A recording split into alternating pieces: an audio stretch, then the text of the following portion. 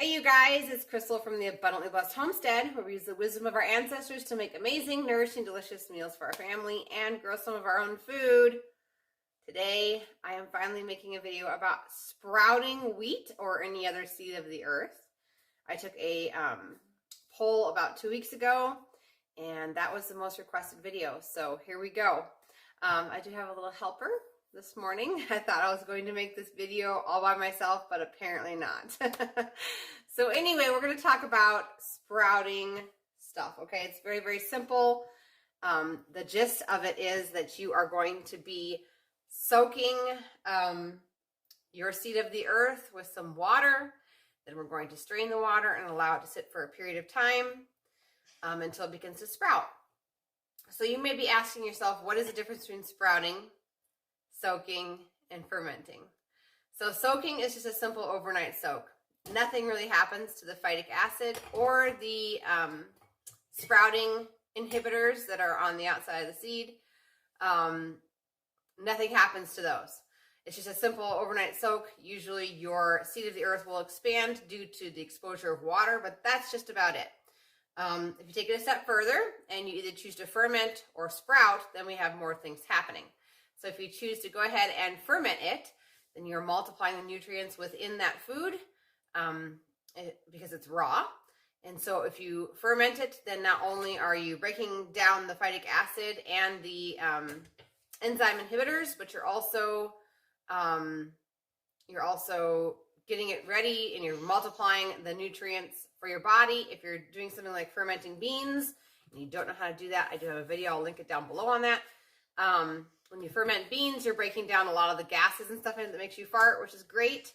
You can also ferment rice. I have a video on that. I'll put that down below. And that's ways just to make the food more beneficial for your body, more nutrient dense. Whenever you properly prepare something, whenever you soak, sprout, ferment stuff, it fills you up faster. It's more nutrient dense. He's already doing the first step over here, you guys. So we're going to get moving. The thing with sprouting is that it does some amazing things also. What basically ends up happening is that the sprouting time allows it to sprout. And so what ends up happening is you get these little tiny tails that come out of your seed of the earth that you're sprouting. And in that process happening, the sprout actually uses and breaks down the phytic acid on the outside of the seed. And obviously the enzyme inhibitors that are also on the outside of the seed obviously are gone as well because it started to sprout. So you can do this with any seed of the earth. You can do it with beans. You can do it with any type of wheat. You can do it with rye. Today we're going to be doing it with hard white wheat, which is what you use to make bread. I grind all of my bread from scratch, so I'm just going to take you guys through the whole process.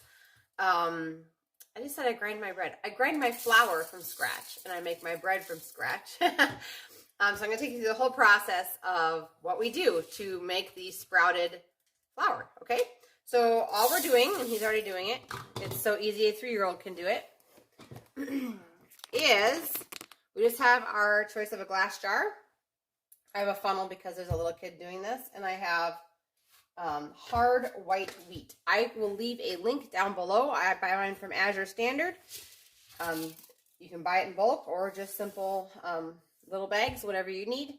I'll leave my Azure link down below. If you have never ordered from Azure and if you're interested in ordering bulk food from Azure Standard, please use my link to make that first order and set up your account, and that would greatly bless me. And that would be great. So we're just going to go ahead and put however many you want in here. Obviously, you're not going to want to go over like half full, really, into the jar, because as soon as you add water to this, it's going to expand. Although wheat and rice doesn't seem to expand as much as, say, beans, okay? And like I said, we are sprouting this, so we're going to allow the actual plant to start to come out of these. But then we stop the process, and then we use it in the next loaf. So I'm going to go ahead, and this is so easy, you guys. There's no reason to pay for sprouted wheat. There's no reason to pay, unless you don't have the equipment, there's no reason to pay for sprouted bread. If you know how to make bread and you have the tools to make bread, you have the tools to sprout your own wheat. Okay, buddy, so why don't you put 2 more on in there, okay? Good job. So we're just going to go ahead and, whoopsie, fill this jar. And then you're just going to simply need a solid lid to put on top of it, okay? And we're going to add filtered water. It's very important that your water is filtered because regular tap water has things in it to kill good bacteria and bad bacteria the same. And we want our water to be healthy and not kill off any of the beneficial bacteria that may or may not be all over this wheat. The other thing in the next step that we're going to need is some screen. So if you are getting ready to replace some screens, it's, you know, we are coming into spring now and summer when you're going to be opening your windows. If you notice you need to replace some screen, please keep the screen and cut it into, I'd say this is about a 5 by 5 square. You can also buy sprouting lids, but this option with the ring is much cheaper and it's a way to recycle something. So that's not till tomorrow's video, but we're going to go ahead and add some water to this. Okay, so I'm going to go ahead and add the filtered water.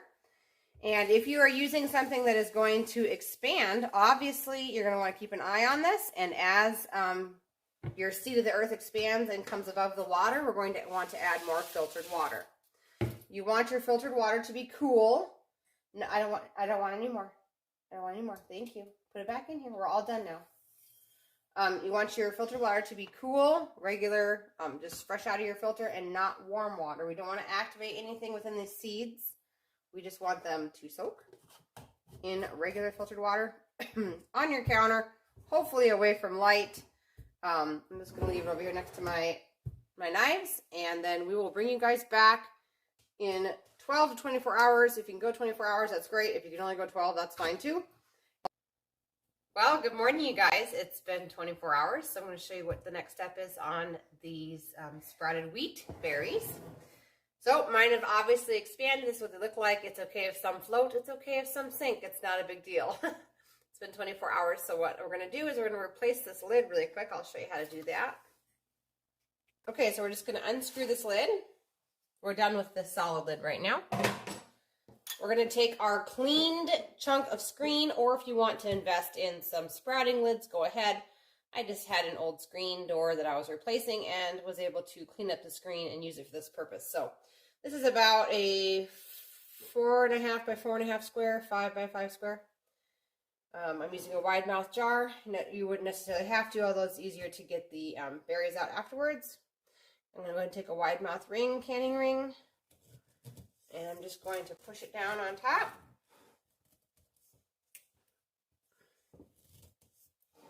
Okay, there we go. So now I'm going to take you guys over to the sink and we're going to drain this on out. Okay, so I'm just going to simply invert this upside down. I am going to hold on to this ring because it's not 100% secure. And we're just going to dump all of the water out. And then this actually completes the soaking process. This is going to just continue to drip. We're going to leave it actually inverted. I'm going to show you my setup over here in just a second. It's still dripping.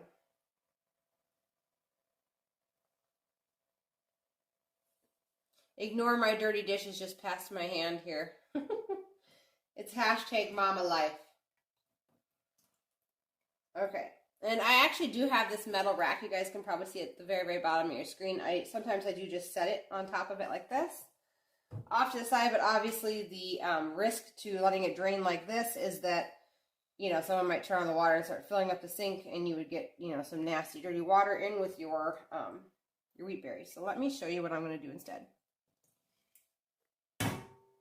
Okay, so we're back over at the counter. I've got myself a nice towel, and I have a dehydrator sheet. Now, if you don't have a dehydrator sheet, you sure could use a drying rack for cookies, a cooling rack, that sort of thing. And the idea is just to get this jar up off of the flat surface so that it can continue to get air and continue to drip out for the next 24 hours. And within the next 24 hours, we're going to start seeing little white tails coming out of the grain, and that's actually the sprout. And so once a majority of the wheat is all sprouted, it all has tails, then we'll go ahead and do the next step. So I'll bring you guys back for that, okay? It's going to sit like this for 24 hours. All right, you guys, so it's been about 30 hours. And as you can see, the wheat has started to sprout. There's a bunch of little white tails on them. And even some of the ones that don't look like they have a tail, they have the start of a tail. Some of them are much longer than others. That's okay. We're just looking to have about 95% of this wheat sprouted. How fast the wheat sprouts depends on the temperature of your home, which is a lot of variation. But our home is really actually quite variable because we have a wood stove. So sometimes it's really, really warm in here. Other times it's really cool. But it's been about 30 hours. And last night we did not have a fire in here. So I'm guessing it's been between 70 and 75 degrees. And it took about 30 hours. So now it's time to do the next step. Okay, so for the next step, you're going to need either a dehydrator or an oven at the lowest temperature setting that you can possibly do. So for my dehydrator, I have these little sheets. It's going to prevent the wheat from falling through. If you're going to be using your oven, you're going to want to set it at the lowest possible setting. You would be spreading this on a cookie sheet, and you're going to want to watch it like a hawk. We do not want to roast the grains. We want to just dry them out. So I'm going to spread this onto the dehydrator sheet.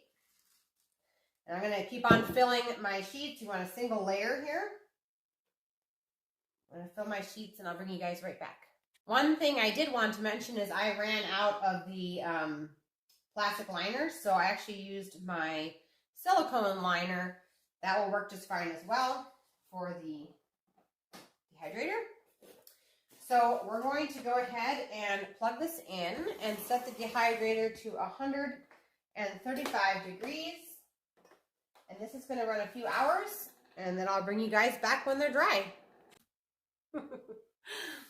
Okay, you guys, so it has been 5 hours with my dehydrator at 135 degrees.